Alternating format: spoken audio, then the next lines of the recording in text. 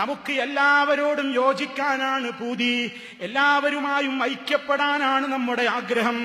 ഐക്യം നമുക്ക് എല്ലാവർക്കും ആഗ്രഹമുള്ളൊരു കാര്യമാണ്. പക്ഷേ ഐക്യമെന്ന് പറഞ്ഞുകൊണ്ട് ഒരു മേശയ്ക്ക് ചുറ്റും ഇരുന്ന് ചായ കുടിച്ച് ബിസ്ക്കറ്റും കഴിച്ച് ബിരിയാണിയും കഴിച്ച് പിരിഞ്ഞു പോയാൽ ഐക്യമാവില്ലല്ലോ. അത് ജൂതന്റെ ഐക്യമാണ്, അത് ജൂതന്റെ ഐക്യമാണ്. ജൂതന്മാർക്കിടയിലുള്ള ഐക്യം മാത്രമേ ഉള്ളൂ എന്നാണ് ഇസ്ലാം പറയുന്നത്. കേട്ടില്ലേ ഖുർആൻ അവരെ കുറിച്ച് പറയുന്നത്? വതഹ്സബുഹും ജമീആ, അവരെ കുറിച്ച് നീ ഒറ്റക്കെട്ടാണെന്ന് വിചാരിക്കും.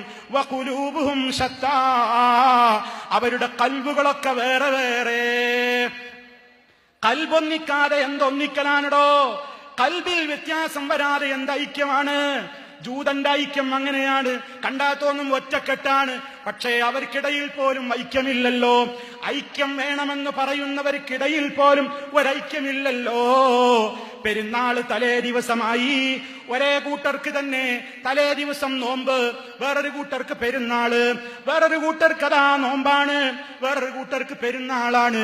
ഒരു വിഷയത്തിൽ പോലും ഇങ്ങനെ ഒരു പരസ്പരം ഐക്യമില്ലാത്തവരും പറയുന്നു ഐക്യം വേണം, ഐക്യം വേണം. നമ്മളെല്ലാം പറയുന്നു ഐക്യം വേണം.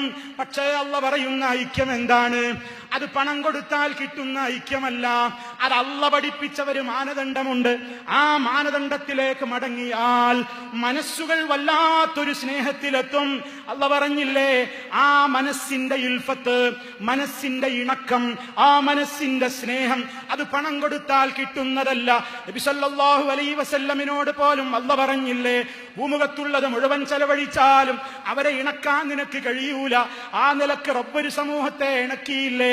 വലാകിന്നല്ലാഹ അല്ലഫ, അല്ലാഹ് ഇണക്കി എന്ന് പറഞ്ഞില്ലേ? അതെങ്ങനെയാണ്? എന്താണ് അതിന്റെ മാർഗം? യാ അയ്യുഹല്ലദീന, ഓ സത്യവിശ്വാസികളെ, അതേ ഐക്യം വേണം എന്ന് പറയുമ്പോ അല്ലാഹ് പറഞ്ഞ മാനദണ്ഡം എന്താണ്?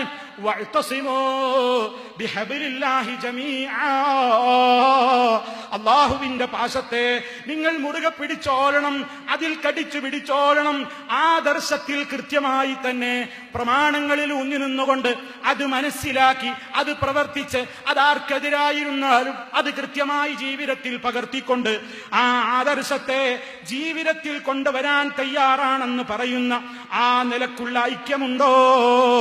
ആ ഐക്യത്തിനാണ് പടച്ചവന്റെ സഹായമുള്ളത്. പ്രമാണങ്ങളുടെ അടിസ്ഥാനത്തിലുള്ള ഐക്യം, ആദർശത്തിന്റെ പേരിലുള്ള ഐക്യം, ആ നിലക്കഥ കൃത്യമായി ഐക്യത്തോടെ അങ്ങ് വരുമ്പോ എല്ലാവരും പിന്നെ ഒറ്റക്കെട്ടായി. അതേ ജീവിതത്തിൽ മുഴുവൻ മാറ്റമായി, ജീവിതത്തിന്റെ എല്ലാ ഭാഗങ്ങളിലും മാറ്റമായി. കണ്ണിന് മാറ്റമായി, കാതിന് മാറ്റമായി, നാവിന് കൺട്രോളായി, ജീവിതത്തിന്റെ എല്ലാ രംഗത്തും സൂക്ഷ്മതയായി. അങ്ങനെ എല്ലാ രംഗത്തും ആ സൂക്ഷ്മതയോടുകൂടി തന്നെ നമ്മൾ ജീവിക്കുമ്പോ അല്ലാഹുവിന്റെ സഹായം ഇങ്ങനെ പെയ്തിറങ്ങും. അവർക്കാണ് അല്ലാഹുവിന്റെ സഹായം ഉണ്ടാവുക. അങ്ങനെയുള്ള കൂട്ടായ്മക്കാണ് അല്ലാഹുവിന്റെ സഹായം ഉണ്ടാവുക. വകാന ഹഖ്ഖൻ അലൈനാ നസ്റുൽ മുഅ്മിനീൻ, ഈമാനുള്ളവരെ സഹായിക്കാമെന്നാണ് അല്ലാഹ് ഏറ്റിട്ടുള്ളത്. അതുകൊണ്ട് റബ്ബിന്റെ സഹായമാണ് നമുക്ക് വേണ്ടത്.